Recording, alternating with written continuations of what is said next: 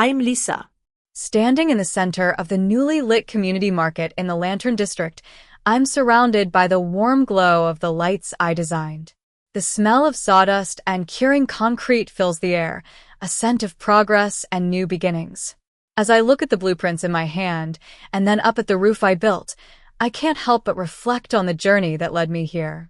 It all started when I received the confirmation for the most prestigious award in my field, the Rising Vision Designer Award.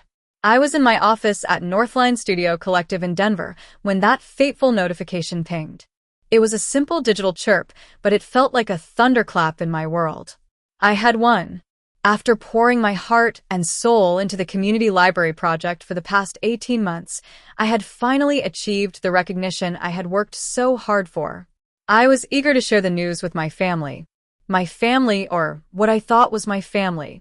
My mother, Helen, was a woman who always put my older sister, Emily, on a pedestal. Emily was 35, a social butterfly who always craved the spotlight. My father, Richard, was a middle manager at a local firm, a man who seemed more concerned with appearances than anything else. I carefully typed out the message in our family group chat. I wanted to sound casual, but also convey the significance of this achievement. I hit send and waited. The silence that followed was deafening. Minutes ticked by, and then came Emily's response. Stupid award. We're going to dinner.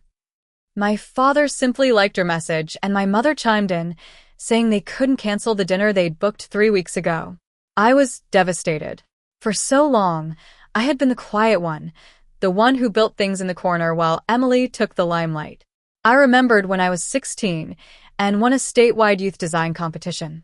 I came home with a certificate and a check for $500, excited to share my victory. But as soon as Emily walked in, complaining about a rejection from a modeling agency, all attention shifted to her. My achievement was quickly forgotten. As I grew older, the dynamic in our family only got worse. Emily was a professional social climber, always in need of money to maintain her image. My father would open his wallet for her without hesitation, calling it an investment. But when I told him I wanted to apply to architecture school, he was dismissive, saying it was a long road with little financial reward. Despite their lack of support, I worked hard. I took on freelance jobs, saved every penny, and eventually got accepted into a university in Colorado. Leaving home was like a breath of fresh air. I finally had the chance to prove myself without the shadow of Emily looming over me. At Northline, I started at the bottom. I did the grunt work, redlining C80 files and driving to construction sites in the middle of snowstorms. But I loved it. I loved the anonymity and the objective nature of the work. It was here that I caught the eye of Renee, the senior creative director. She saw something in me and gave me the confidence to use my voice. 2 years later, I took on the Project Lantern, a derelict warehouse that was to be transformed into a community library and workspace. It was a nightmare project with a laughable budget and an impossible timeline, but I was determined to make it work. I became a scavenger, finding materials at salvage yards and repurposing them. I designed the space with the people in the neighborhood in mind, creating a place of dignity and community. My work on the project gained attention. A video I posted about the lighting design went viral, and soon the Denver Post and Dwell magazine were featuring my project. I was excited to share the news with my family, but their response was the same. My mother called it cute, and Emily dismissed it as charity work. Then came the nomination for the Rising Vision Designer Award. It was the pinnacle of my career. I knew I had to invite my family, even though I knew their response would likely be negative. But I still held on to a small glimmer of hope that they would finally see me. On the night of the ceremony, I was in a hotel suite in Chicago, getting ready to go on stage. I decided to check in with my family one last time, sending them a message about the live broadcast.